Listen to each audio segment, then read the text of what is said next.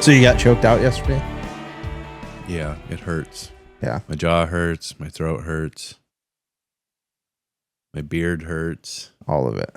At 10p? Yeah, it was a lot of fun though. Good, I'm glad. I had a good time. I think if I get a little bit more consistent, I'll have a better showing. Because I had a decent showing yesterday. Yeah. Not that it's about winning. I also talked to Nick about that. I was like, man, now that I'm getting back to it, I'm kind of pumped that I don't feel like I'm taking it as serious, which is great. Having way more fun with it now. Yeah. Yeah, I was pretty bummed I couldn't go. I could have went. I would have been throwing up on everybody. Yeah. That's what I get for eating bullshit food in the middle of the night. I'm trying to switch my sleep schedule back because it's wrecked right now. Just wherever you feel like I'm sleeping. at like 2. I'm like up till 2 working out here, and then I've been sleeping until fucking 10 o'clock, which is insane for me. And I couldn't get out of it. But we also had a long week of people's birthday parties, and we don't ever go out. And we went out last week for like everybody's stuff, which we had a great time. It's nice to go out and socialize. Mm-hmm. It's really nice. We gave Ben a new hat that he was ecstatic about. Yeah. It was pretty cool. I was stoked when he was stoked. And the whole time we were walking, I was like, man, just open the box. Just open it. What's in the box? But yeah, it was such a funny story. I'll just tell the story. He was Ben, if I get this wrong, you can come on anytime and tell it. But they went to like this bartending class school in like Pittsburgh. So they drove down there. They were all hanging out afterwards. They all had drinks. He went back. He got a nap in. He came back out. The people that he was with were kind of annoying him and stuff. Long story short, he walked out and called an Uber from Pittsburgh to Ann Arbor because he won't sleep anywhere but at home. So, yeah. So that's going to be it's a new hat design and stuff too. It's pretty sweet. It'll be out for Halloween. That's wonderful. Because I don't know. I don't really know anybody. I mean, I don't know where Ben's from originally, but I don't know almost anyone from where we're from who doesn't feel the same way. So we were talking about, it's a good choice. That's what brought that up. We were at Claire's birthday dinner, and we were talking about somebody had invited us to come over, and they're like, "Oh, we have beds, like you can stay the night." You know, when everybody says that, never listen to it because I never probably will ever stay the night unless things get completely out of control. It's just not. It's not how we grew up. Everybody always either stayed until they sobered up or they drove home. But the funny thing, like you were talking about that, and he said something about, I think the only time I will ever not sleep in my own bed is if I were going to jail. Yeah. And I was like, really? And then he told the story, and I was like, well, I believe you now. Yeah. It was such a great story, dude. I love it. But yeah, it came into his own little hat patch and stuff. So, yeah, that'll be out coming in October. It'll be good. Oh yeah, little spooky season. Be pumped for it. Yeah, shoot. Remember that time we got in that argument, and I decided to walk all the way to my truck.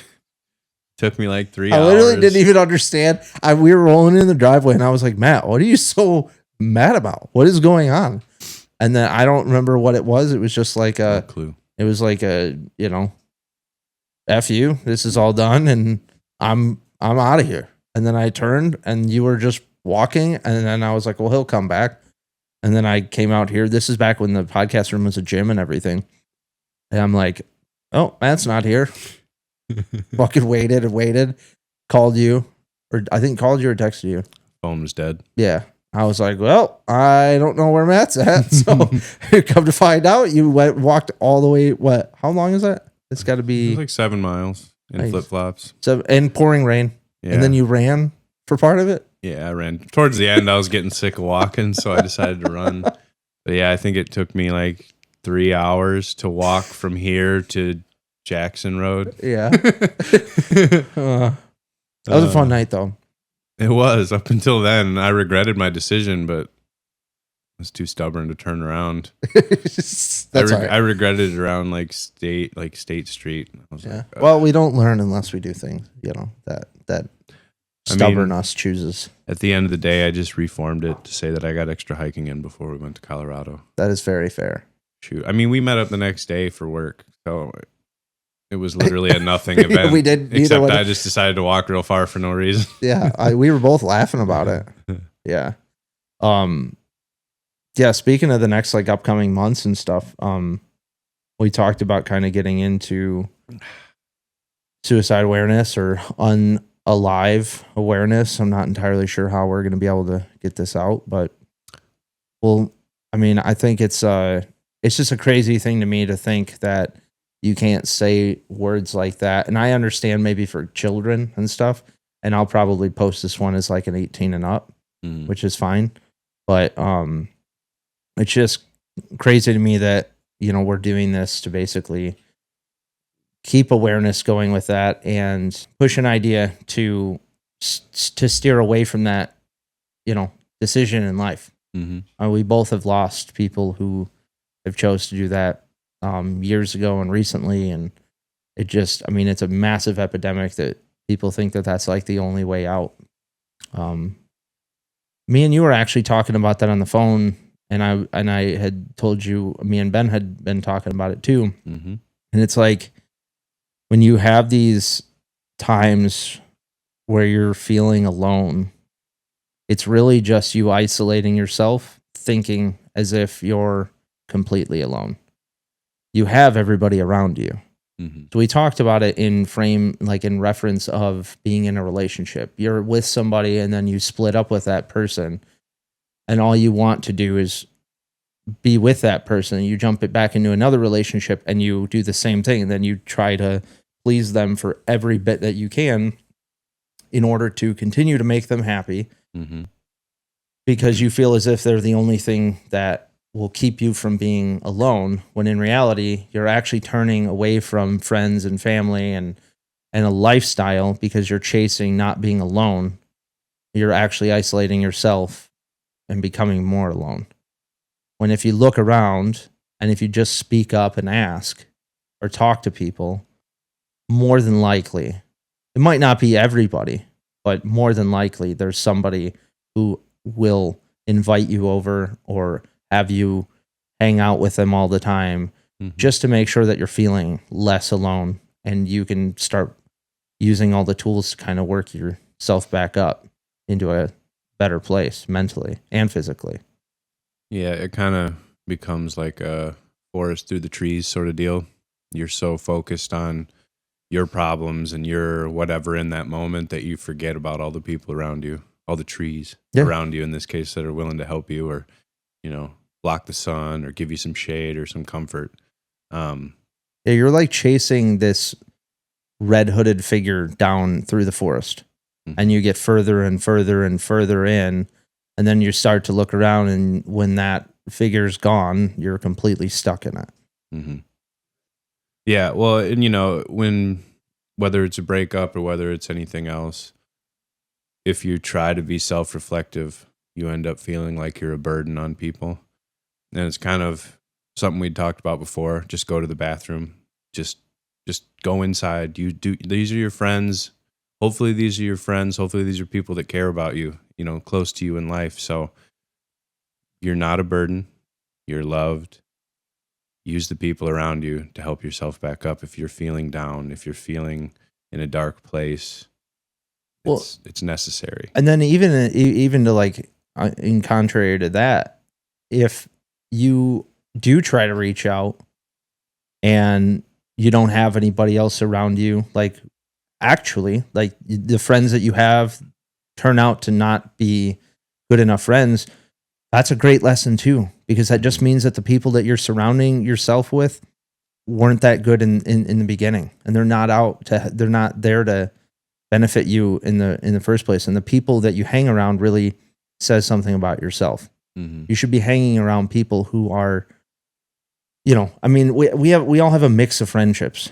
Like I hang out with people who. Now I'm Quentin got stung in the forehead earlier. But I hang out with people who are working on themselves and need help, or maybe have yet to find it. And then I hang out with people who are beyond where I want to be too. Mm. And that's in all aspects. That doesn't mean like I hang out with, a certain person because they have everything. It means I hang out with this person because their relationship goes very well. And the way that I can communicate them about my relationship, that seems to benefit both of us. Mm-hmm. And then the same thing, there's people who have their finances together. And so I sit and talk with them. Or, I mean, it's like all aspects of life. I try to pick and choose who's around me. And it's very easy for me now to kind of see if I'm spending too much time or allowing somebody else to spend too much time with me Mm-hmm. that doesn't have a necessary benefit to me becoming a better person. Because, and to an extent that might sound selfish, but at the same time, I care so much about other people that I know that I have to take care of myself first. Mm-hmm. And so I can't benefit anybody else if I'm not benefiting myself. Yeah, there's like a small amount of mutual benefit or transaction, like a transaction a little bit, but not in the sense that like you're just trying to get something from someone or they're trying to get something from you. Just by being together, you mutually benefit. The transaction is mutual. You guys both get something out of it. And that's not for everybody. We're always going to have friends who we just love. Yep. And that's it. But it's just sometimes it's the amount of time you spend with people. Yeah. That makes the difference. Well, the nice thing too is like, if you're in those dark places and you reach out, most of the time, the person that you reach, the person that you reach out to and responds back in the correct way, Mm-hmm. ends up becoming a friend that you never would have realized that they would be. Yeah. And I've got a lot of friends like that. I've got a lot of friends that I could call on, I've got a lot of friends that I could call if I'm in a bad spot. But there's certain people that I know I would actually call. Yeah. I'm sure a lot of my friends would talk me out of a bad spot, but there's people that would show up at my door to make the difference too. Absolutely. So, and I think that if people, I don't know, it's kind of a double-edged sword because you never know who somebody's dealing with. We have people who are like use the self-harm for manipulation. Mm-hmm. I know people who are going through spouses that are doing that right now. Mm-hmm. So it's hard for me to say, just talk to them, and because they know that they're using that for manipulation. You never really know until you know. Yeah, and I think this goes back to like the philosophy thing. Like this, I'd like to compare it to the Chidi character in The Good Place. Mm-hmm. He literally spends his entire life trying to make decisions and never can. And eventually, he can't decide where to go to eat, and he's standing in a place too long, and an AC unit falls and kills him. So, like, to an extent, we can bounce back and forth between things. It's just, I've been there when people needed to be, kind of talked down. And I'm always happy to help someone through that. Mm-hmm. However, like I'm happy to be somebody's call when that happens. But when we're sitting here and we're talking about suicide and stuff, if you've ever lost a loved one who's never made that call to you, or kind of tried to you notice back where they kind of try to reach out. Mm-hmm. And you do this thing where it's like cries for help. Could have, should have, would have done all of this. And I think my family and my friends, we've all lost enough people to where it's like, at least for me, I've come to terms with you can't necessarily stop it, but you can be there for them. Like, mm-hmm. Everyone's going to make their own decisions. We really hope that nobody else goes down that ladder. That's why we're here. That's why we're talking about these things. Mm-hmm. I don't want anybody to suffer like that. It's a really scary and alone place, and I know both me and you have been there. Mm-hmm. And God willing, for some reason, we're here, and that's why, it feels as if it's my purpose to sit and try to figure out the best way to help people through the darkness and find their own flashlights. The B.A.D Project is about finding those small distractions that keep you moving when life tries to pin you down. That's what our gear stands for. They're reminders you can wear, carry, and share to push through those hard days. Every shirt, every hat, every sticker helps spread the message. When you're wearing it, you're not just buying our merch, you're backing the mission. We're building more than just a brand. As we roll out B.A.D activity events, your support helps make them possible. With new drops, holiday specials, and surprises always around the corner, we really are just getting started. If you want to go even deeper, hit our new Patreon for B.A.D Thoughts episodes, bonus content, behind the scenes, and a closer seat in this community we're building. We're even doing giveaways. So check out the gear at thebadproject.com, hit our Patreon, and follow us on all the socials to stay locked in. This movement's only growing, and you're going to be a part of it. Thanks for everything you guys are doing. Love you all. Cass & Co. Upscale Thrift is redefining resale. Think timeless fashion, luxury brands, and curated pieces, all at prices that let you stay stylish without the splurge. Whether you're hunting for vintage classics or this season's designer staples, we'll make high-end accessible. Dress like you own the runway for a fraction of the price. So there's a degree of, I want to be that call for anyone who needs me. And then I want to be there for that person, and I want to help them. And then I want to try to give them tools or something, or come up with a goal with them, or something to not necessarily, it's not for me, but to try to find some marked improvement. To, at least maybe their headspace isn't better yet, but doing something else to try to help them, because there's always, it's never just one thing. You're never just sad and depressed for whatever reason. There's a million things.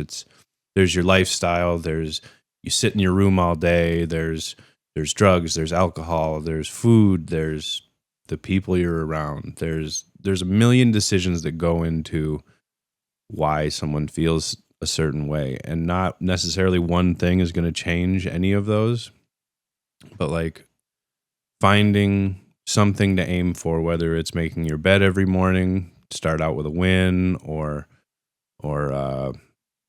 making your lunch every day so you're not wasting money on bullshit and just stupid stuff, or making sure that you check in with your friends and say, this is how I'm feeling today, and can we hang out, can we go do something. I mean, ultimately at the end of the day, no matter how much help you have, the decision is on you to make the right, not necessarily the right choice, but make a choice. If you sit there and never make a choice, then you go nowhere, and actually you probably slide backwards, right? So at the end of the day, no one's necessarily coming to save you. You have to save yourself. Yeah. And it's always put your mask on first. It's always expect a self-rescue. You can't help anybody. Can't help anybody who isn't willing to help themselves. And it's just, if we have the tools, if we have the capability of teaching people how to help themselves, then when they are ready, they can look back to that, or they can remember the tools, or they can remember the advice that we had to start helping themselves. Yeah. It's like you said, I mean, it's not a one-time decision to do that sort of thing. At least, no, it wasn't for me. You know, I had a lot going on when things were that tough.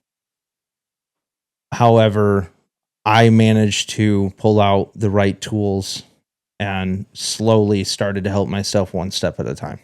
Mm-hmm. And I think that one step at a time is a huge idea that everybody needs to implant in their head. Things don't have to happen. Like, you don't have to jump up tomorrow and run a marathon. If you want to, that's great. It'd probably help you better than taking one step at a time right now. But if all you can do is roll out of bed, I say it all the time. If all you can do is literally get up and go take a piss, then at least you managed to get up out of bed. If all you can do is make one phone call to your friend in a time of need, then that's good enough. Like you're making improvements. All you have to do is see that every step forward is an improvement. You might have a couple steps back. That happens to everybody. But as long as you just keep moving forward, the momentum keeps up. Yeah. Like in the grand scheme of things, when the graph is done, you're still all the way up. There's a couple divots every once in a while, but eventually you climb that mountain. Yeah, it was, just to reference the post I put up the other day, it was, you won't care how long it took in a couple of years. You'll just be thankful you never stopped. So, it's all about baby steps. And your life's not going to get better overnight. That'd be a miracle if it could, but it can't. I really don't see it happening for most people. Could it? Sure, but Well, go ahead. To make a quick point of that, you could win the lottery tomorrow, and you can go broke the next day. Arguably, that makes people's lives worse, It- especially if they don't know how to handle it. Most of the time, it does. Most of the time, within a year, they're broke. Yeah, if not more in debt. Yeah. But yeah, so it's about baby steps, and it's a long trek, that's for sure. But life's more of a journey than it is a destination. You're not necessarily, like, you might have a goal of an end spot you want to end up, but there's lots of twists and turns in this whole thing. So you just gotta take small steps. Sometimes you fall down, you gotta get back up, keep going. The conversation around suicide and stuff is hard. It's hard for me because I've been there. It's hard for me because I'm not there now. And it's hard to keep it as a conversation going because it's almost as if talking about it brings you back to that kind of place. We kind of talked about this when we did some readings from our notebooks. Mine was just like I was in this darker place, and it's hard for me to it was so long ago for me. I guess it wasn't that long ago, but I've done so much. I've had so much progress, and I still have so much more progress to go. But it's almost like bringing it back up is like a regression for me. I feel that for sure. Makes me, it makes me feel icky. Yeah. Bad inside. Me and you talked about even listening to music and stuff like that we were listening to back then. It'll suck you right down into that place.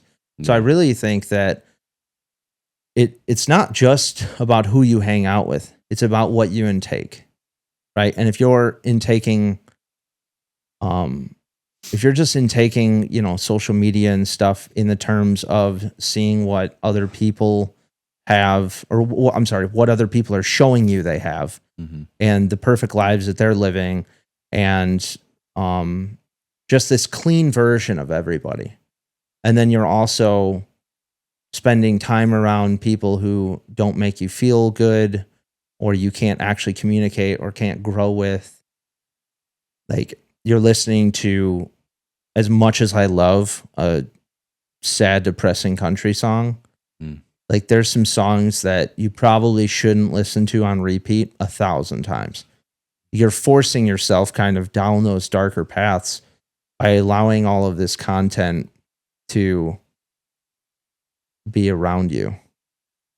Yeah, I mean, you are kind of what you feed yourself. That's been probably, and it sounds so silly and simple, but that's probably been the biggest thing that's improved my life overall, is talking to myself more positively. And I still do it all the time, where like, fucking idiot. But most of the time now, and that's more of a joke than it is anything else between me, myself, and I, or me and my friends, or whatever. But talking to yourself positively, or at least not negatively, has a huge effect on how you treat people around you, how you feel about yourself. And I don't know. For me, it just staved off the darkness a little bit. Me and you had talked about that a long time ago, because we would always joke around and be like, I'm going to crash my truck into a bridge, or I'm going to crash my truck into a tree. I'm take a bath with a toaster. Mhm. Like, we literally would say that kind of shit all the time. And eventually you were like, I think we shouldn't be saying these things. And it's funny talking about it now, because it was constant. Mhm. Like that negative talk and the negative things that we were allowing into our lives without even realizing how negative they were, because a lot of it we were joking about, but we then were saying it laughing out loud. Right. But we meant it, sort of. Yeah. It was all a sort of. Yeah. But then that's the problem. When you get into those darker places and you're alone, your brain can't tell the difference. Yeah. Your brain thinks what you're saying out loud is real Mhm. because it's being said. It's the same tool that we have where you say these positive affirmations, or people do these positive affirmations in the mirror every morning.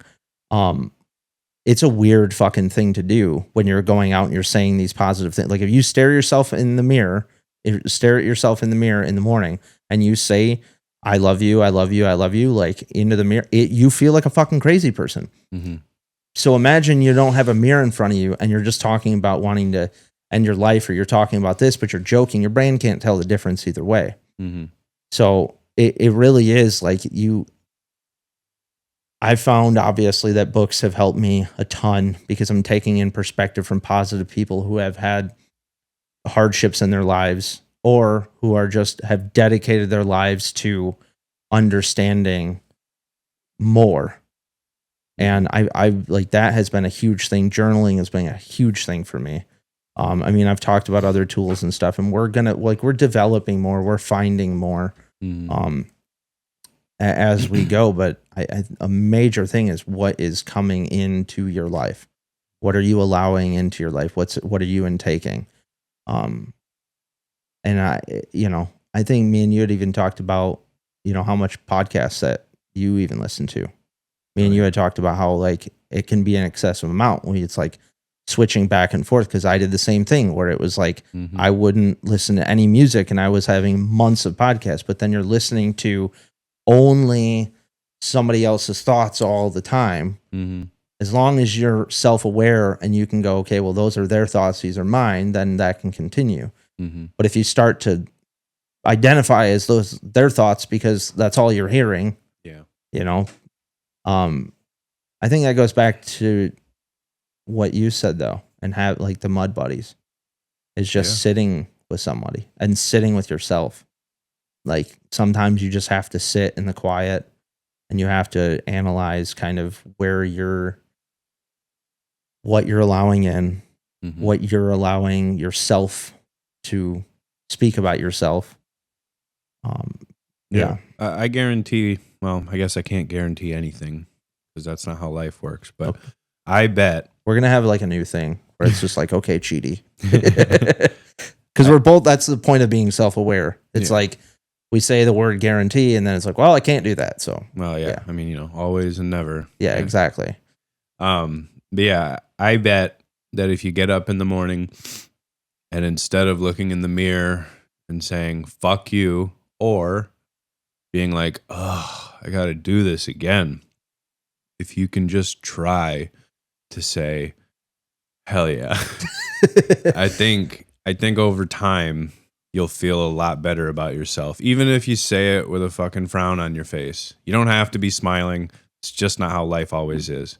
I don't smile that much. But if you at least think it out loud and maybe even say it out loud while you stare at yourself, I think you'll end up feeling a little better. Yeah. And maybe you'll brush your teeth too. Yeah. And your coworkers won't bitch about your stank breath. Yeah. And if when you say that, hell yeah, it needs to be like the banana bread. Hell yeah. Hell yeah. Dude. Banana bread at work, dude. Hell yeah.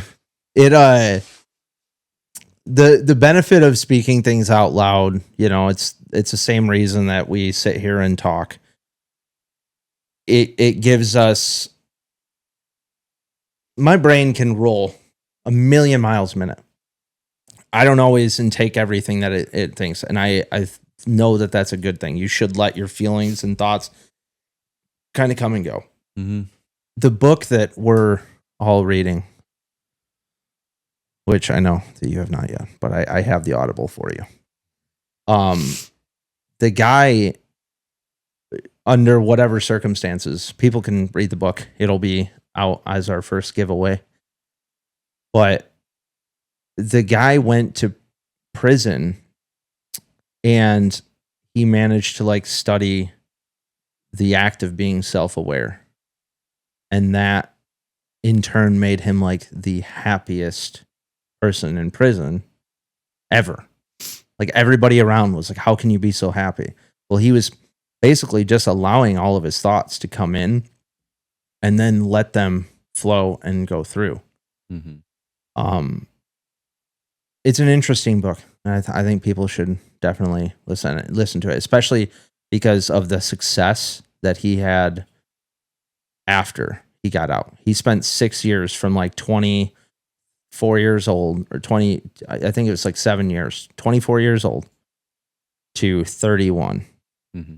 And he came out and ran businesses, nonprofits, charities. Like, I mean, he just wrote books, all of this incredible stuff that you would never think somebody who was in prison for 6 years is capable of doing. Speaking exactly of that, it's never too late to start something.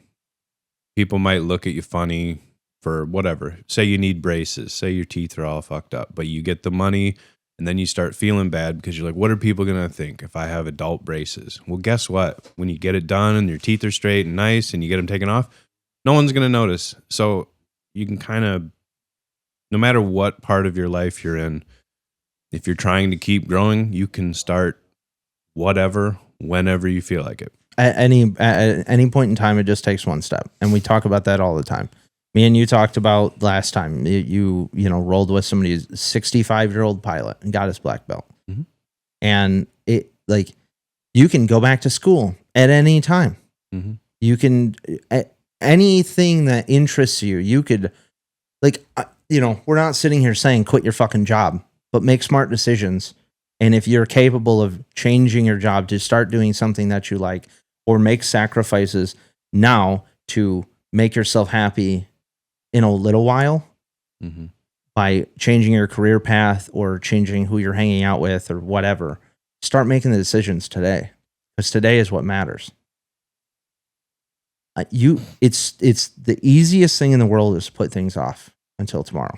Mm-hmm. Yeah, well, I mean, it kind of makes me think about, people talk about long money and short money. Most people want short money. They go right for something that's easy and they can make a couple bucks on. But if you think about it like goals and ideas, maybe life's about long-term goals with short-term returns. So you might not get it all the time, but every once in a while you get a little hit. It's like, look, I reached a little milestone. There's this video that I had watched about this billionaire buying a plane. The billionaire comes in and he's a younger guy and he's like, talking to the salesman about what private jet he wants. He's like, well, you can get this one. This is this much money. Well, you can get this one. This is this much money. Well, you can get this one. This much money. And he goes, well, I want, that one. I can definitely afford it. He goes, okay, well, let's go over the pricing. They go into the office and they're sitting there talking, I think, whatever, they're standing up. They start talking about the cost of the plane. Like, well, the cost of the plane is this. And he says something that's always stuck with me when I'm with a lot of aspects in life. It's not just the cost of the plane. So then he goes into talking about you have to store the plane. You have maintenance on the plane. You have gas every time, or fuel every time that you come and go. You have fees every time you come in and out of the in and out of the airports. You now have to have a pilot on standby on a salary. If you get a big enough plane, you're going to have stewardess who are on salary. The cost for this plane is now the cost of this plane doubled every year. Mm-hmm. So the way that I incorporate that a lot in life, and when we talk about having negative talk, or we talk about allowing people who aren't a benefit to you, and again, we talk about benefit. I'm not talking about a transaction. I'm not talking about monetization of people. I'm talking about the connection between two people's soul. Like, you're a benefit to me. Mm-hmm. We've established that. Ditto. Appreciate that. But I use this for a lot of my aspects in life. So we're talking about that it's not just the cost of the plane. When we have this negative talk, or we talk about, the benefits of having people in your life who benefit you, mm-hmm. or having a job that benefits you, when you start sacrificing things that make you happy and things that are progressing you as a person, I like to think about it that it's not just the cost of the plane. So if I go out and I go out drinking tonight, it's not just the cost of the plane. It's the cost of my time tonight. And I'm not telling people, don't go out and have a good time. Mm-hmm. Telling people to be aware of their time. Be aware of the energy that you're placing in places that you might not, that you probably shouldn't be. Mm-hmm. So again, it's decisions in my life where I go financially, you can butt that right in, right? Like if I go, oh, hey, I really want a new truck. Well, it's not the cost. Mm-hmm. Like the cost isn't just the new truck. If I want to go out and drink tonight or whatever, then it's not just the cost of a drink tonight. It's the time, it's my feelings, it's my time, it's my feelings, it's how I'm like my whole body the next day. Think about the path that it's going to lead you on after you make that decision, because one decision leads into the next, and if you're making poor decisions, they're going to consistently keep railroading you down the wrong path. Mm-hmm. Especially like time wasted. Like I can't tell you how many for sure days, if not weeks, I lost. Because it is just like that, Last Knife Fighter song. You start partying on a Friday. So then maybe you're good Saturday. Maybe you're still okay Sunday, but you're really feeling it. But you just keep going. And then all of a sudden here comes Monday. And then you're dragging your ass to work. And you're dragging your ass through Monday, Tuesday, Wednesday. You're not making good decisions. You're eating poorly. You're not talking to yourself well. And then guess what? It's Thursday again. Time to start back up. Yeah. And I did that for months and months and months. And I wasted a lot of time, a lot of money. I didn't go do things that I should have. I missed out on jiu-jitsu. I made promises, not serious ones, luckily, but I made promises to people and broke them, like not showing up, which has never been in my character. If I say I'm going to be somewhere, I will be there. And so it's definitely approaching your life with some forethought, thinking about the possibilities, not ruminating and getting stuck on the what ifs and the whys and whatever, but giving yourself some forethought of what could happen if I make this choice now, especially if you've been there before. If you've found yourself in a good spot and all of a sudden, just like it always does, you hear the call of the wild, not in a good way. The wild's normally a good thing. But if you hear the call of the wild and you answer it and it's just the same old shit you used to do, it's probably not going to benefit you. And it'll probably knock you down a couple more rungs because A, you ain't been there in a while. You ain't been in the stage. You haven't been in the lights in a minute.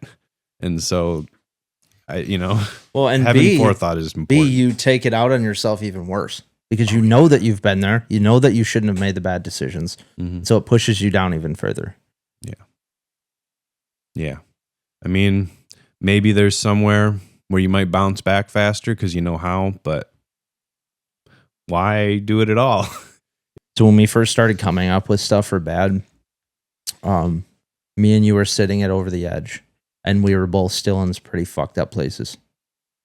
Things were still really dark for me. I know that. This is like right after I had found out that I had bipolar disorder, and I still was dealing with substance abuse, and I was drinking a lot. But I was started to get on that path of being able to help myself. And we came up with B.A.D, and I was slowly working on myself and exiting out of that dark hole that I was in. I was pushing away substances. I was like pushing people out that I shouldn't have been around. They might have, like, to this day, great friends, and I love them to death, but I couldn't handle being around that. Mhm. And so I had to disperse from that. But we found, we were still in the real part of it. We were still in what mental illness is.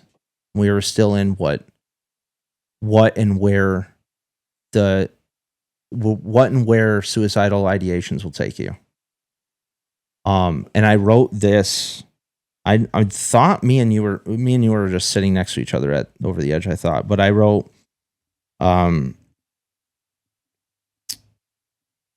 see, I don't even know if any of this is going to make sense now. But we swear we like skulls and war and death. Mental illness isn't a rainbow. It's dark. It's savage as fuck. It's cutting yourself down your wrist in the middle of the night as your parents sleep. And frankly, if that's too dark for you to handle, then you can finally start to understand what kind of darkness we deal with on a daily basis and how the severity of that needs to be addressed in this country.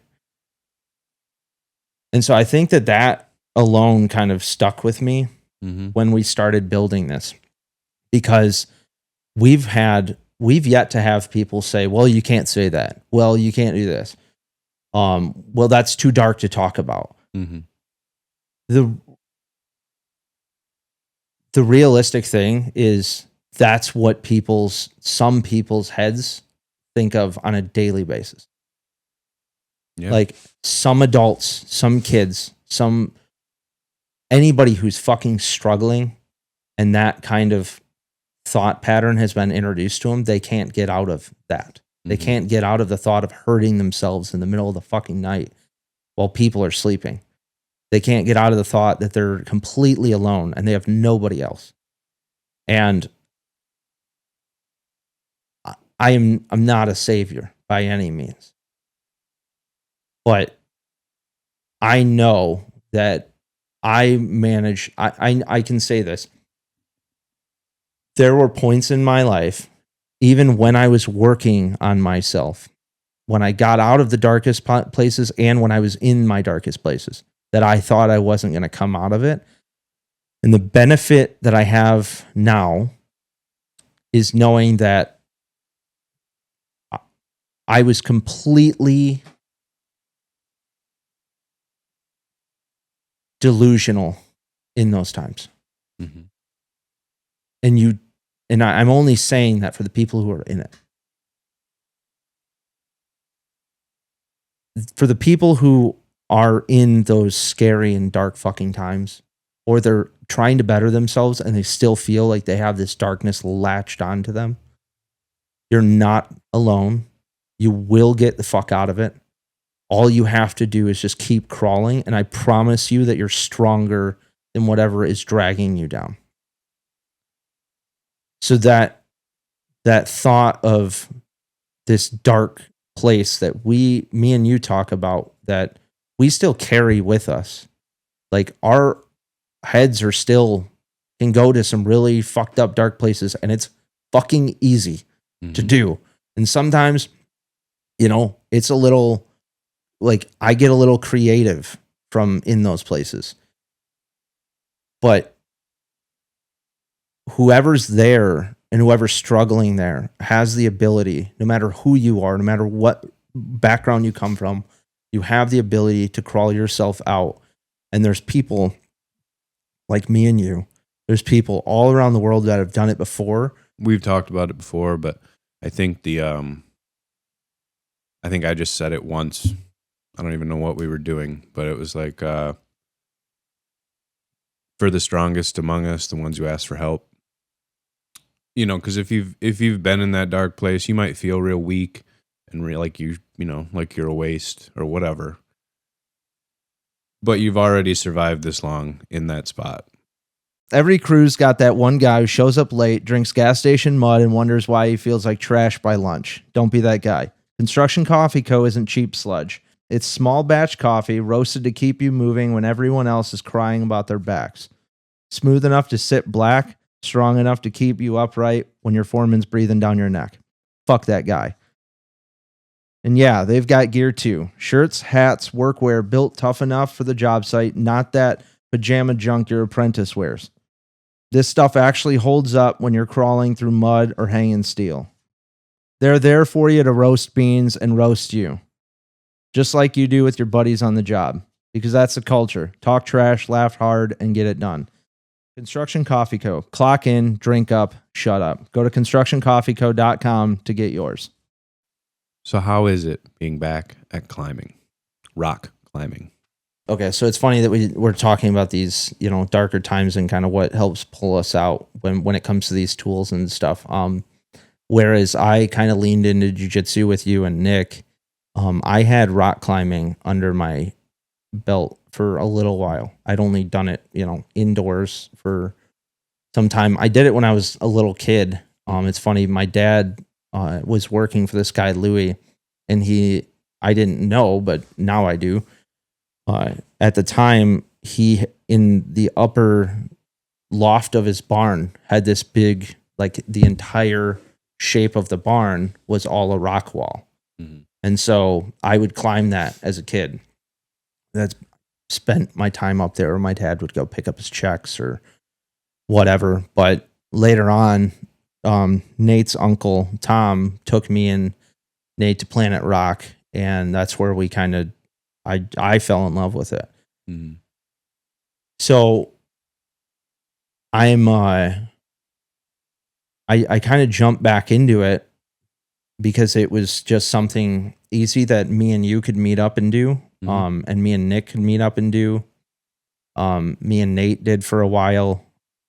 And it's something that, like, if you're just getting started out, a lot of people get afraid of it.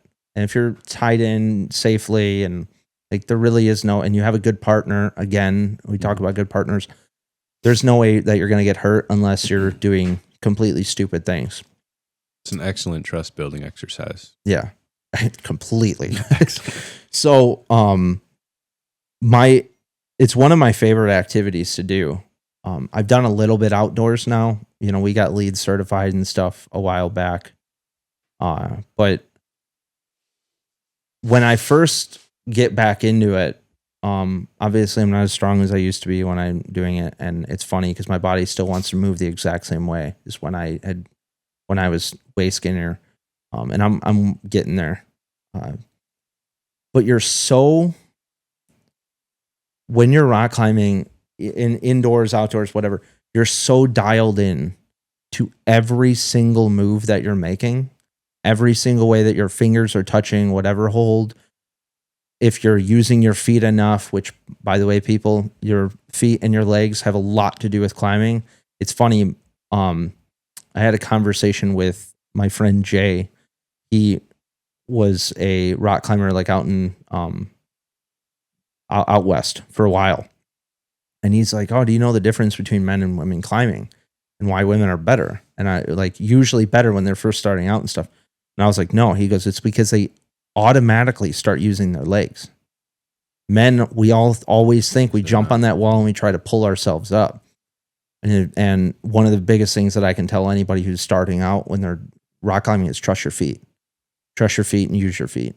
But you're so dialed into those like tiny little movements that your brain goes quiet other than that, because you have this fear of falling.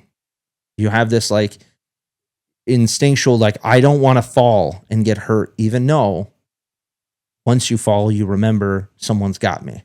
Mm-hmm.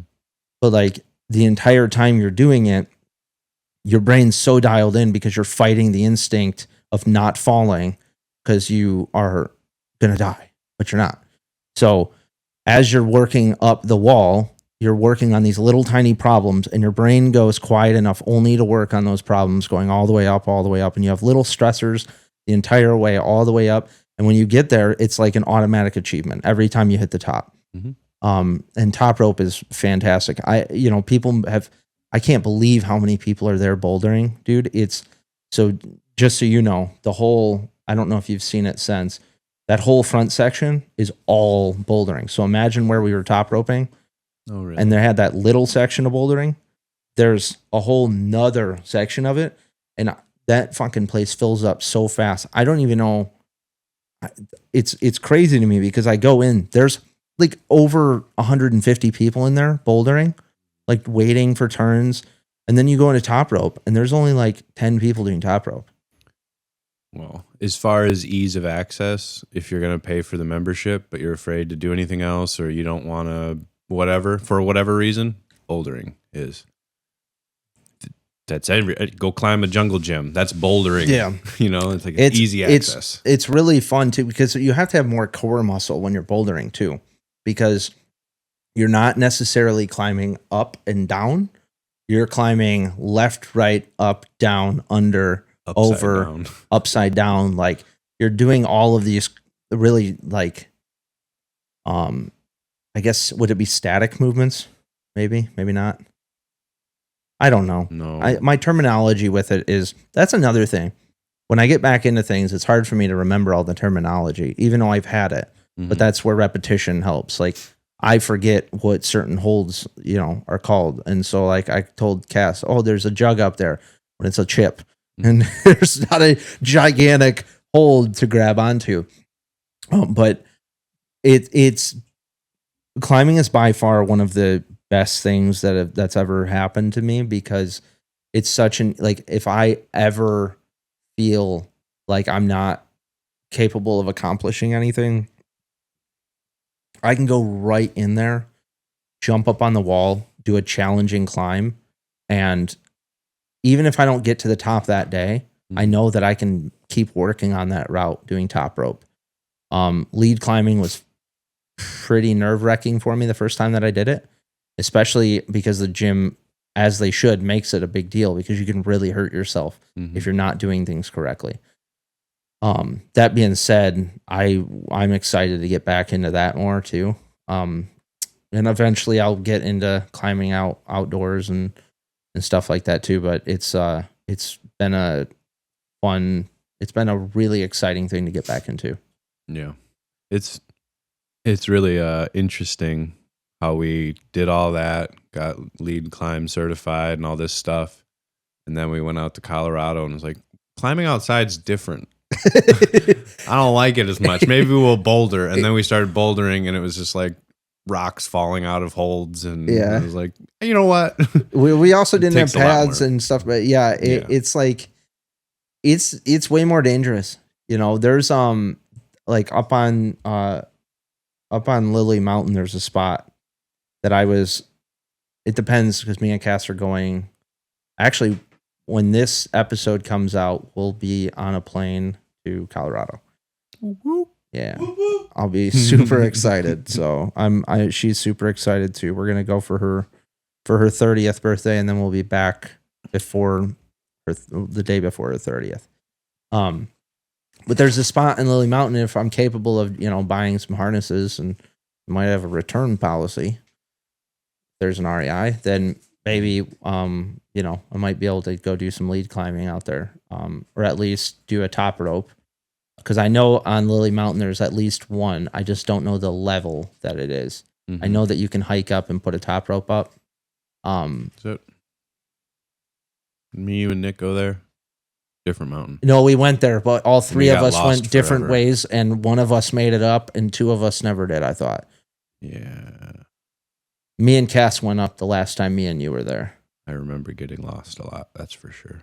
Yeah. Oh yeah, that was when I finally got elevation sickness for the first time. Yeah. I think I was basically out of commission.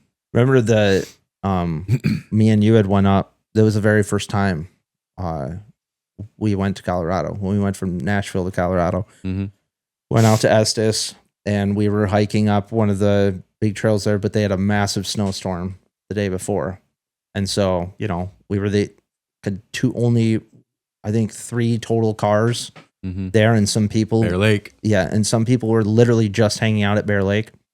Me and you had walked up, and there was this guy who was with us kind of basically the entire time, and then he just disappeared. And it was starting to get really bad. You couldn't see shit in front of you. And then he just kind of went off, and me and you were like, well, we're going to head back down because it's really bad, but we might need to let that guy know. And then we eventually managed to find his footsteps and talk to him. And he's like, I have no idea where I'm going. And he's holding up his frozen GPS. I was like, dude, you're a half mile off the trail, and that leads to a cliff. So let's head back this way. We followed him up back to the path. Forget what mountain that was we were hiking up to. But that's the fun thing too, is you hadn't known that at the time. I did, only because I had been there before. But as you're going up, it's fine. When you're coming down, the snow is starting to melt, and you're actually we were standing on 3 foot of snow. So all of a sudden we're starting to slip down into fucking 2 foot, holes of snow as you're coming back down. It's a really intense but fun thing to do. And then when things turn to a sheet of ice and you're sliding down, it was fun. It was really cool. But yeah, you wouldn't, being in that much snow, you don't think about it warming up just a little bit. Yeah. And all of a sudden it being an issue. And it was, to a degree, it was an issue. I was worried about falling into a tree or something like that. Yeah, well, tree wells. We also see too many videos, but yeah, it definitely could have happened. But I just in terms for Suicide Awareness Month, we're gonna have some new lines coming out. We're gonna have new T-shirts coming out. Just basically fun ideas and fun tools for people to use, and just fun graphics that we came up with for the month. But the biggest one is the a reminder to keep going line. We're gonna have anything that pertains to our reminder to keep going line, whether it's a T-shirt, sticker, hat, whatever someone orders, they're gonna get another sticker to give away. When they get a sticker, we actually add another one into our pile, and we give out those in public anywhere that we go. And people will see that on our stories, on Instagram and on Facebook and stuff. And then if they're going to be handing them out and they want to, share a picture of them handing it out or a little video, just tag us in the stories. That's going to be a major line for us. We want to give people those reminders that they're not alone and that they're doing a good job. And we want them to keep going and keep going into progression and keep living a prosperous life, keep doing better for themselves. And those little tiny reminders is what we all need. And that's going to be our kind of gift from here on out, through anything for those lines. Like I said, any hats, any T-shirts, any stickers, any of our apparel that comes out for that. And then that will help us support what we're trying to do as well, and help us support our community and build a bigger community of people trying to help people. Yeah, absolutely. I think it's great. It's going to be good for everybody. Yeah. So, but in those terms, I'm going to, we're going to call it. I'll be in Colorado next week, but we'll get in another one and then we'll record right when I get back. So maybe me and Cass will sit down. We'll talk about all the hikes and stuff, and we can all have a dandy old time. So it'll be fun.